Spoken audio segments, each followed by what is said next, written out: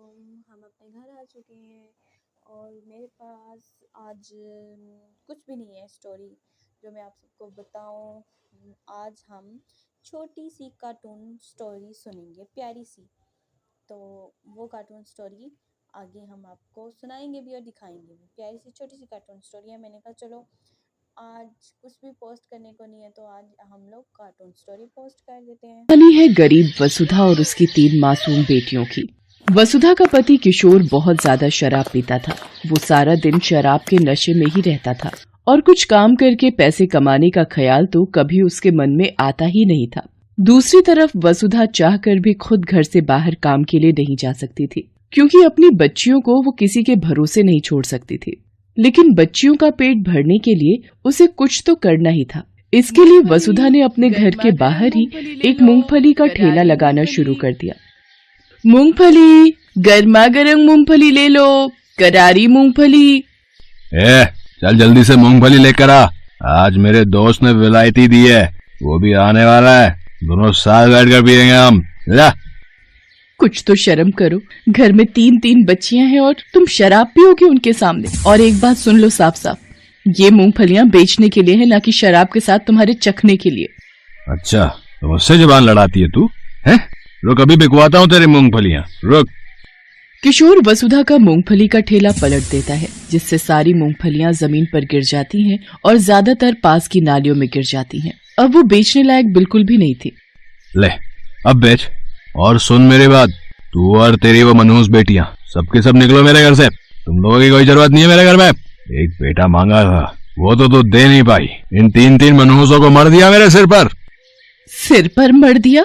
जरा ये बताओ, कौन सी जिम्मेदारी पूरी की है तुमने आज तक इनके पिता होने की? सारा दिन सिवाय शराब पीने के करते क्या हो तुम? मेरी बच्चियां भूखी प्यासी मेरी मदद करती हैं और तुम्हें तो हमारी मेहनत की भी कदर नहीं है। तुम भी अच्छे से सुन लो मेरी बात, तुम्हें जो करना है कर लो। मैं और मेरी बच्चियां इस घर को छोड़कर कहीं नहीं जाएंगी, क्योंकि इस घर को हम अपनी मेहनत से चलाते हैं, तुम नहीं। तेरी इतनी हिम्मत है? मुझसे जबान लड़ाएगी तू? आज तुझे जिंदा नहीं छोड़ूंगा मैं। किशोर वसुधा के बाल पकड़कर उसे घर के अंदर ले जाता है और फिर उसे बुरी तरह पीटने लगता है। तीनों बच्चियां ये सब देखकर सहम गई थी। सबसे बड़ी बेटी छाया ने किसी तरह हिम्मत करके अपने पिता को रोकने की कोशिश की। नहीं बाबा, मत मारो माँ को, ऐसा मत करो, छोड़ दो उन्हें। किशोर गुस्से में छाया को भी धक्का दे देता है, जिस वजह से छाया को सिर पर गहरी चोट लग जाती है। लेकिन फिर भी किशोर पर कोई फर्क नहीं पड़ा। उसका दोस्त बाहर आ चुका था और किशोर अपनी शराब की बोतल लेकर उसके साथ घर से बाहर जाने लगा। अरे आ गया दोस्त, चल यार बाहर ही चलकर पीते हैं। इन मनहूसों ने तो सारा मूड ही खराब कर दिया यार। अरे कहाँ जा रहे हो? छाया को कितनी चोट लगी है? मेरे साथ चलो, इसे डॉक्टर के पास लेकर जाना होगा। वसुधा की बात को अनसुना कर किशोर वहाँ से चला जाता है। छाया जमीन पर बेहोश पड़ी थी और दोनों छोटी बच्चियां विभा और दीक्षा बुरी तरह से रो रही थी। किशोर के मारने की वजह से वसुधा खुद उठकर खड़ी नहीं हो पा रही थी, लेकिन फिर भी उसने हिम्मत की और दोनों बच्चियों को प्यार से समझाकर घर में रहने को कहा। इसके बाद वो छाया को लेकर अस्पताल पहुंची, जहाँ डॉक्टर कामिनी ने छाया का इलाज किया और कुछ ही देर में छाया को होश आ गया। अब ये ठीक है, ये दवाइयाँ लिख दी हैं मैंने, बाहर मेडिकल से खरीद लो। और हाँ, इसे 1 हफ्ते तक हर रोज पट्टी बदलवाने के लिए लाना होगा। वसुधा डॉक्टर से दवाई की पर्ची लेकर उसे देखने लगती है। पर्ची देखते हुए उसकी आंखों से आंसू बह रहे थे। ये देखकर डॉक्टर कामिनी ने वसुधा से पूछा, क्या हुआ, तुम रो क्यों रही हो? कोई परेशानी है क्या? मैडम जी, मैं बहुत गरीब हूँ। 3 छोटी बच्चियां हैं मेरी, और मेरा पति सारा दिन शराब पी के पड़ा रहता है। मेरी बच्ची की इस हालत का जिम्मेदार भी वही है। मेरे पास बिल्कुल पैसे नहीं है। समझ नहीं आ रहा कि अपनी बच्ची के लिए ये दवाइयाँ कैसे खरीदूंगी। ये कहकर वसुधा जोर जोर से रोने लगती है। डॉक्टर कामिनी को वसुधा पर दया आ जाती है। वो अपने पास से वसुधा को सारी दवाइयाँ दे देती हैं, वो भी मुफ्त में। मैडम जी, आप नहीं जानती आपने मेरी कितनी बड़ी मदद की है। मैं आपका ये एहसान कैसे चुकाऊंगी? इतना मत सोचो। अच्छा ये बताओ, तुम्हारे घर का खर्चा कैसे चलता है? अपनी बच्चियों को स्कूल भेजती हो कि नहीं? कहाँ से मैडम जी, पेट भर खिला भी नहीं पाती तो स्कूल कहाँ से भेजूंगी? आपको बताया तो था, मेरा पति कोई काम नहीं करता, उल्टा मेरी कमाई भी शराब पर उड़ा देता है। अच्छा, और तुम क्या काम करती हो वैसे? मूंगफली का ठेला लगाती हूँ, लेकिन आज तो वो भी उस करम जले ने सड़क पर पलट दिया। कल बेचने के लिए कुछ भी नहीं है मेरे पास, पता नहीं क्या होगा। तुम चाहो तो यहाँ काम कर सकती हो। मुझे मेरे अस्पताल में सफाई के काम के लिए किसी की जरूरत है। क्या आप सच कह रही हैं मैडम जी? ये तो बहुत ही अच्छा हो जाएगा। हाँ, लेकिन सबसे अच्छा तब होगा जब तुम अपनी बच्चियों को पढ़ने के लिए स्कूल भेजोगी। देखो, तुम्हारे जो हालात हैं वो तुम्हारी बेटियों को ना देखने पड़े, इसके लिए तुम्हें उन्हें पढ़ाना होगा। सिर्फ पढ़ लिख कर ही वो अपना भविष्य संवार सकती हैं। मैं इसमें भी तुम्हारी मदद कर सकती हूँ। यहाँ पास में एक सरकारी स्कूल है। एक बार छाया ठीक हो जाए फिर मैं तुम्हारी तीनों बच्चियों का एडमिशन वहाँ करवा दूंगी, और स्कूल की फीस की चिंता तुम मत करना, वो सब मैं देख लूंगी। डॉक्टर कामिनी जैसे उसके लिए भगवान बनकर आई थी। अगले ही दिन से वसुधा कामिनी के अस्पताल में साफ सफाई का काम करने लगी, जिसके लिए अब उसे अच्छी तनख्वाह मिलने लगी थी। जल्दी वसुधा की तीनों बच्चियां स्कूल भी जाने लगी, लेकिन ये सब वसुधा के पति किशोर को पसंद नहीं आ रहा था। ये लड़कियां कहाँ जा रही हैं? कहाँ भेज रही है तू इन्हें? स्कूल जा रही हैं। अच्छा, इन्हें स्कूल भेजने के लिए तेरे पास पैसे हैं? और कल जब मैंने मांगे तो एक ढीला नहीं निकला तेरे पास से। तुम्हें देने के लिए मेरे पास एक फूटी कौड़ी भी नहीं है, समझे? देखो, वो तो डॉक्टर मैडम की मेहरबानी है जो मेरी बच्चियां पढ़ लिख पा रही हैं, वरना जैसे मेरे भाग फूटे तुम्हारे साथ बंध के वैसे इनके भी फूटते। तुझे क्या लगता है पढ़ लिख के क्या कलेक्टर बन जाएंगे? हैं? चुपचाप इन्हें घर में बैठा और घर के काम काज सिखा इन्हें। नहीं, मेरी जिंदगी तो नरक बनी गई है। अपनी बच्चियों के साथ ऐसा नहीं होने दूंगी मैं। अच्छा, लगता है उस दिन की मार भूल गई है तू, है? नहीं, मैं कुछ नहीं भूली। और अब से तुम एक बात मत भूलना, अगर मुझे या मेरी बच्चियों को हाथ भी लगाए ना तो सीधे पुलिस के पास जाऊंगी मैं। अब तक बहुत बर्दाश्त कर लिया है तुम्हें, अब और नहीं करूंगी। तो क्या कर रही है मेरे घर में? निकल यहाँ से बाहर। ठीक है, अब यही सही। किशोर को लगा था कि हर बार की तरह इस बार भी वसुधा उसकी बात का उल्टा जवाब देगी, लेकिन इस बार ऐसा नहीं हुआ। असल में अब वसुधा भी किशोर से छुटकारा चाहती थी, क्योंकि उसे डॉक्टर कामिनी के रूप में एक उम्मीद जो मिल गई थी। मैडम जी, मैंने छोड़ दिया उसे। हर बार धमकी देता था कि घर से निकाल देगा। आज खुद ही छोड़ दिया, उसका घर भी और उसे भी। अब वो जाने और उसका काम जाने। मेरा और मेरी बच्चियों का उस आदमी से कोई रिश्ता नहीं है। लेकिन वसुधा, अब तुम रहोगी कहाँ? और तुम्हारी बच्चियां, उन्हें कैसे संभालोगी? अब तक भी तो अकेले ही सब कुछ संभाल रही थी मैडम जी। मैंने यहाँ अस्पताल के पास में ही एक कमरा किराए पर ले लिया है। मेरा आना जाना भी आसान होगा और बच्चियों की भी चिंता नहीं रहेगी। वसुधा की बात सुनकर डॉक्टर कामिनी मुस्कुराने लगती हैं और फिर दीवार पर लगी अपनी माँ की तस्वीर को देखने लगती हैं। तस्वीर देखते हुए उनकी आंखें नम हो जाती हैं। मैडम जी, क्या हुआ? आंख में कुछ चला गया क्या? नहीं, आज इतने सालों बाद अपनी माँ को देख लिया। लेकिन मैडम जी, आप तो उन्हें इस तस्वीर में हर रोज देखती हैं। मैंने देखा है, हर रोज आप उनकी तस्वीर के सामने हाथ जोड़ती हैं, उसके बाद ही आपका दिन शुरू होता है। नहीं, तस्वीर में नहीं, आज तुम में देख लिया मैंने उन्हें। वसुधा, आज जो तुमने अपनी बच्चियों के लिए किया है, कई साल पहले ठीक वैसा ही मेरी माँ ने मेरे लिए किया था। मैं जानती हूँ ये फैसला तुम्हारे लिए कितना मुश्किल रहा होगा। हाँ मैडम जी, मुश्किल तो था, लेकिन सच कहूँ तो आपसे ही हिम्मत मिली है मुझे। वैसे मैडम जी, आप तो इतनी बड़ी डॉक्टर हैं, तो ये सब जो आप बता रही हैं वो कैसे? मतलब तुम्हारी और मेरी माँ की कहानी बिल्कुल एक जैसी है वसुधा। आज मैं और मेरी दोनों छोटी बहनें जो कुछ भी हैं, मेरी माँ की वजह से ही हैं। ये देखो, ये मेरी छोटी बहन शालिनी है, आज ये कंप्यूटर इंजीनियर है, और ये सबसे छोटी बहन मालिनी, ये एक प्रोफेसर है। हम भी बहुत गरीब थे, हमारे पिता भी हमारे लिए सिर्फ मुश्किलें ही लेकर घर आते थे, लेकिन मेरी माँ ने अपनी मेहनत से हर मुश्किल को छोटा कर दिया और हमें आज इतना बड़ा बना दिया। मुझसे वादा करो वसुधा, तुम भी कभी अपने कदम पीछे नहीं हटाओगी, कभी अपनी बच्चियों का साथ नहीं छोड़ोगी, जैसे मेरी माँ ने हमारा नहीं छोड़ा। वसुधा ने डॉक्टर कामिनी की तरफ हाथ बढ़ाया और सिर हिलाकर हाँ कहा। उस वक्त भले ही उसकी आंखों में आंसू थे, लेकिन उसके इरादे अब पहले से भी ज्यादा मजबूत हो चुके थे।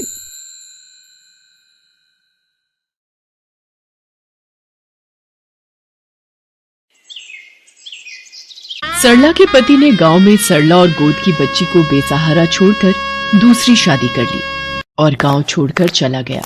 सरला का गांव में भी कोई नहीं था, पर शहर में उसकी मौसी रहती थी, इसलिए सरला उनके पास शहर आ गई। ये ले, बोतल में दूध भर दिया है। अब तू तो जानती है सरला, महंगाई इतनी बढ़ गई है, हर चीज के भाव बढ़ गए हैं। अब दूध ही ले लो, 60 रुपए किलो हो गया है। मुझे गलत मत समझना, मैं इस बोतल के दूध के लिए नहीं बोल रही हूँ, पर वैसे भी पति छोड़कर दूसरी के साथ भाग जाए तो औरत की जिंदगी नरक बन जाती है। मौसी, मुझे मौसा जी से कहकर कोई काम दिलवा दो और रहने की थोड़ी जगह दे दो तो मेरा गुजारा हो जाएगा। देख सरला, मेरे भी अपने बेटा बहू परिवार हैं। मैं तुझे यहाँ रहने की हामी नहीं भर सकती। बाकी थोड़ी बहुत रोटी सब्जी दूध बांध देती हूँ। तू कहीं जाए तो रास्ते में तेरे काम आएगा। रुक, मैं रसोई से लेकर आती हूँ। सरला जब मौसी का व्यवहार देखती है तो चुपचाप वहां से उठकर चली जाती है। अरे ये कहाँ गई? चलो अच्छा है, बला टली, खुद ही चली गई। अब मैं कहाँ जाऊं, क्या करूं? या तो वापस गांव चली जाती हूँ, पर टिकट के पैसे भी तो नहीं है। मुझे कोई काम ढूंढना होगा। भैया कोई काम मिलेगा, कुछ भी? अरे नहीं है कोई काम वाम, चल जा यहाँ से। यहाँ तो कोई भी काम नहीं दे रहा। हे प्रभु, मुझ गरीब की सहायता करो। हाँ लाखन, जल्दी जल्दी आलू छील। 300 समोसों का ऑर्डर पूरा करना है। बिशन भी बीमार है और छुट्टी पर है। तुझे मेरे साथ लगना होगा ताकि जल्दी जल्दी काम पूरा हो जाए। भैया जी कोई काम मिलेगा? मुझे काम की बहुत जरूरत है। कुछ भी काम मिल जाए आपकी दुकान पर। कोई काम नहीं है, जाओ यहाँ से। अच्छा रुको रुको, समोसे बनाने आते हैं? हाँ भैया जी, हमारे गांव में सब लोग तीज त्योहार पर घर पर ही सारे पकवान बनाते हैं। तो ठीक है, पहले आलू छीलने में लाखन की मदद करो, फिर ये मसाला बनाकर देगा, तुम समोसा भरती जाना, ठीक है? बाकी काम मैं समझा दूंगा। बच्ची को वहां सामने बोरी बिछाकर लिटा दो। सरला हलवाई की दुकान पर समोसे बनाने के काम में लग गई और जैसे जैसे वो हलवाई उसे समझाता, सरला बिल्कुल समझदारी से वो काम करती। शाम के वक्त वीरेंद्र भैया, सारे समोसे बनकर तैयार हो गए हैं और गिनकर पैक भी कर दिए हैं। भाई वाह, अभी तो 5 बजने में आधा घंटा बाकी है और समोसे बनकर तैयार भी हो गए। बहन, तुमने बहुत अच्छा और सफाई से काम किया है। ये लो अपनी मेहनत के 100 रुपए रखो। भैया जी, आज तो आपने काम दे दिया, पर शहर में मुझे कोई नहीं जानता। अगर मेरे लायक कोई और काम भी हो तो बता देना, आपकी बड़ी मेहरबानी होगी। ठीक है बहन, तुम 1-2 दिन में आकर पता कर लेना। हो सका तो मैं तुम्हारी मदद जरूर करूंगा। वीरेंद्र भैया, सामने रेलवे स्टेशन पर कई समोसे बेचने वाले हमसे समोसा लेकर बेचते हैं। क्यों ना इसे भी वही काम दे दिया जाए? इसका भी भला हो जाएगा और आपका भी मुनाफा होगा। हाँ लाखन, ये बहन मेहनती तो दिखाई पड़ती है, साथ ही शरीफ और ईमानदार भी लगती है। उसे वापस बुलाकर ला जरा। भैया जी आपने बुलाया? हाँ बहन, मैं सोच रहा था कि तुम्हें काम की जरूरत है। तुम्हारे साथ छोटी बच्ची भी है, कहां कहां इसे लेकर भटकोगी? सामने रेलवे स्टेशन पर समोसे बेचने का काम अगर तुम करना चाहो तो तुम मेरे से समोसे लेकर रेलवे स्टेशन पर बेच सकती हो। हाँ भैया जी, मैं ये काम कर सकती हूँ। अब मुझे अपनी बच्ची को पालने के लिए मेहनत करनी ही होगी। तो ठीक है, तुम आज से ही इस काम पर लग जाओ और समोसे बेचने शुरू कर दो। सरला रेलवे प्लेटफॉर्म पर समोसे बेचने लगी। एक हाथ में वो अपनी गुड़िया को उठाए सुबह से शाम तक समोसे बेचती थी और शाम को वीरेंद्र को पूरी ईमानदारी से हिसाब देती थी। भैया जी, ये आज का हिसाब एक बार गिन लेते। सरला बहन, मुझे तुम्हारी ईमानदारी पर पूरा भरोसा है। तुम पिछले 3 महीने से रेलवे स्टेशन पर सुबह से शाम तक मेहनत करके समोसे बेचती हो और टाइम पर शाम के वक्त मेरा पूरा हिसाब करती हो। भैया जी, वो जो कमरा आपने बताया था, मैंने 100 रुपए किराए पर ले लिया है। ठीक किया। फुटपाथ पर छोटे बच्चे के साथ इधर उधर भटकने से अच्छा है एक ठिकाना तो मिला तुम्हें। सरला इसी तरह एक दिन रेलवे प्लेटफॉर्म पर समोसे बेच रही थी। समोसे ले लो, समोसे, गरम गरम समोसे ले लो। ओ बेटा, हाथ अंदर करके बैठो, गाड़ी चल पड़ी है। ओ चोरनी, मेरे बच्चे को उठाकर भाग रही थी। बच्चा चोर! मैं बाथरूम क्या गई, ये औरत मेरे बच्चे को अकेला देखकर चुराने लगी। नहीं नहीं बहन, वो तो गाड़ी चलने लगी थी तो बच्चे को मैं हाथ अंदर करने के लिए बोल रही थी। क्या हुआ सुधा, ये शोर कैसा? मैं नीचे से पानी की बोतल लेने गया था। अजी, ये चोरनी हमारे बच्चे को बहलाकर अपने साथ ले जा रही थी। सरला? गुड़िया के बापू। अरे छोड़ो ना सुधा, ट्रेन चलने वाली है। चलो गुस्सा मत करो, जाने दो, बैठ जाओ। चोरनी कहीं की। अपने पति को किसी और औरत के साथ देखकर सरला की आंखें भीग गई, पर वो खून का घूंट पीकर गाड़ी से नीचे उतर गई। गाड़ी ने रफ्तार पकड़ी और सरला मीलों दूर तक गाड़ी को जाते देखती रही और वापस दुकान पर आ गई। लाखन, ये कौन है जो वीरेंद्र भैया को हिसाब के पैसे दे रही है? अरे ये सरला है। तू जब छुट्टी पर था तो तेरे पीछे वीरेंद्र भैया ने इसे काम दिया है। बेचारी गरीब सारा दिन प्लेटफॉर्म पर समोसे बेचती है।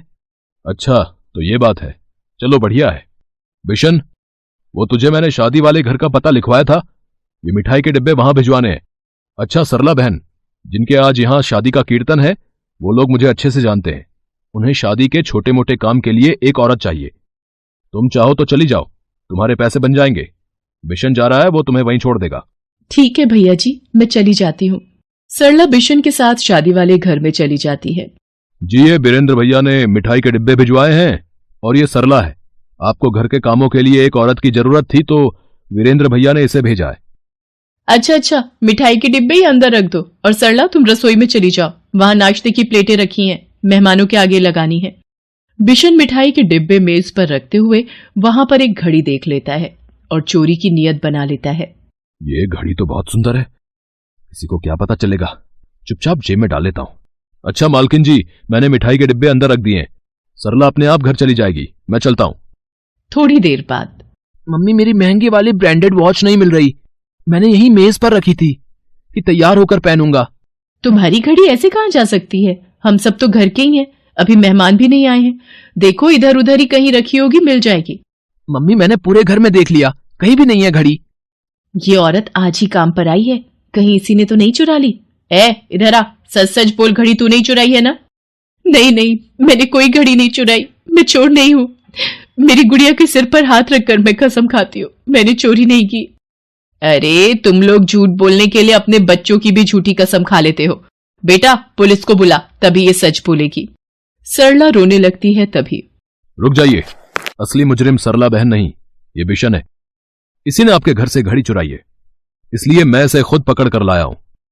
आपके घर मिठाई के डिब्बे रखकर जब ये दुकान पहुंचा। बिशन, तेरे हाथ में इतनी महंगी घड़ी कैसे आई? जब तू मिठाई के डिब्बे देना गया था तब तो तेरे हाथ में घड़ी नहीं थी। अरे तू क्यों इतनी जासूसी कर रहा है, अपने काम से काम रख। लाखन सही कह रहा है बिशन, ये घड़ी तुम्हारे पास कहां से आई, सच सच बताओ। कहां से आई मतलब? वीरेंद्र भैया, मैं घड़ी खरीद भी तो सकता हूं। लाखन, इतनी महंगी घड़ी तुम इतनी आसानी से नहीं खरीद सकते। ये घड़ी कम से कम 50,000 रुपए की है। सीधी तरह बता दो कि तुमने ये घड़ी कहां से चुराई है, वरना मैं पुलिस को बुला लूंगा। और फिर बिशन ने सच बोल दिया और मैं इसे यहां ले आया। सरला बहन चोर नहीं है, मैं सरला बहन को पिछले कई महीनों से जानता हूं। माफ करना बेटी, मेरे से गलती हो गई, मैंने बिना सोचे समझे तुम्हारे ऊपर चोरी का इल्जाम लगा दिया। कोई बात नहीं मालकिन, आपकी घड़ी मिल गई, मुझे ये सुकून है। वीरेंद्र भैया, आज आपने मेरे ऊपर चोरी का इल्जाम लगने से मुझे बचा लिया, अगर आप ना होते तो। वीरेंद्र जी, अगर ये वाकई में मेहनती है तो क्यों ना ये हमारे घर पर ही काम पर लग जाए, मैं इसे अच्छी पगार दूंगी। ये तो सरला बहन के लिए बहुत ही खुशी की बात है। सरला बहन, तुम यहां काम करके अपनी गुड़िया की देखभाल और अच्छे से कर पाओगी। वीरेंद्र बिशन को पुलिस के हवाले कर देता है और सरला उसी घर में काम पर लग जाती है और अपनी बच्ची की देखभाल करते हुए दिन गुजारने लगती है।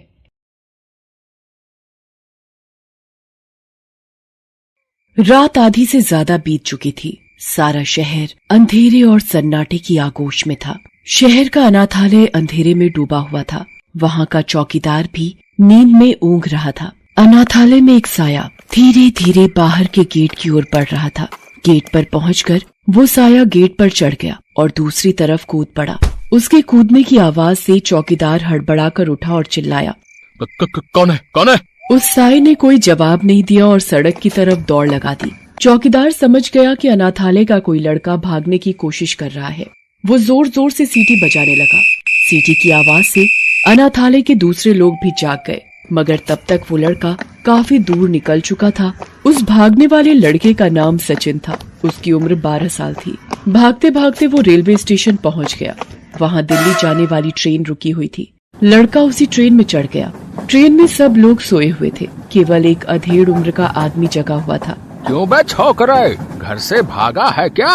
नहीं, घर से नहीं, अनाथालय से भागा हूँ। क्यों, ऐसी क्या बात हो गई जो इतनी रात को भाग आया है, हैं? क्योंकि वो अनाथालय नहीं, कसाई खाना था। वहाँ दिन भर हमसे जानवरों की तरह काम करवाया जाता था। छोटी छोटी गलतियों पर बेंच से पीटा जाता था। कभी कभी तो दिन भर हमें खाना भी नहीं दिया जाता था और मार पड़ती थी सो अलग। ओह, तो अब क्या सोचा है, कहाँ जाएगा, क्या करेगा? जहाँ रास्ते ले जाएं। इस तरह सचिन और वो आदमी बातें करते रहे और ट्रेन अपनी मंजिल की ओर बढ़ती गई। सुबह ट्रेन दिल्ली पहुंच गई। चल भाई, अपना स्टेशन तो आ गया, हम चलते हैं, तू अपना ख्याल रखना। इतना कहकर वो आदमी वहाँ से चला गया, मगर सचिन स्टेशन पर ही रुक गया। दिल्ली तो पहुंच गया, अब यहाँ क्या करूं? तभी उसकी नजर कुछ और लड़कों पर पड़ी। उनकी उम्र भी सचिन जितनी ही थी। वो सब स्टेशन पर बिखरी प्लास्टिक की बोतलों को जमा कर रहे थे। मैं भी इन बोतलों को जमा करके बेचूंगा।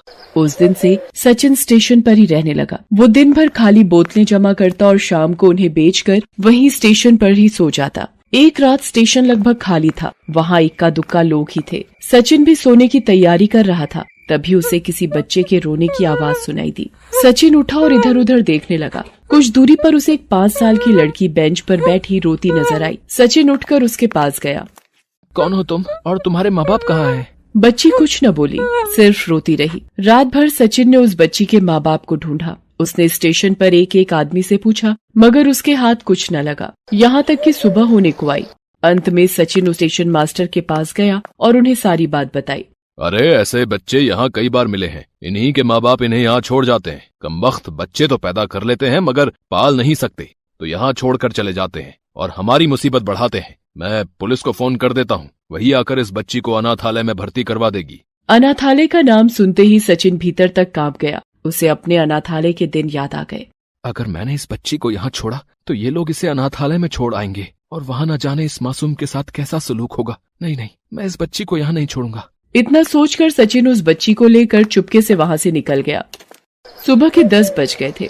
सचिन चला जा रहा था। तभी बच्ची ने कहा, भूख लगी है। सचिन ने अपनी जेब टटोली। कुल 20 ही रुपए थे। बच्ची को लिए वो एक कुलचे वाले के पास गया और उस बच्ची को 1 प्लेट कुलचा दिलवाया। बच्ची कुलचा खाते हुए सचिन से बोली, भैया तुम भी खाओ, तुमको भी भूख लगी होगी ना, लो मैं तुमको खिलाती हूँ।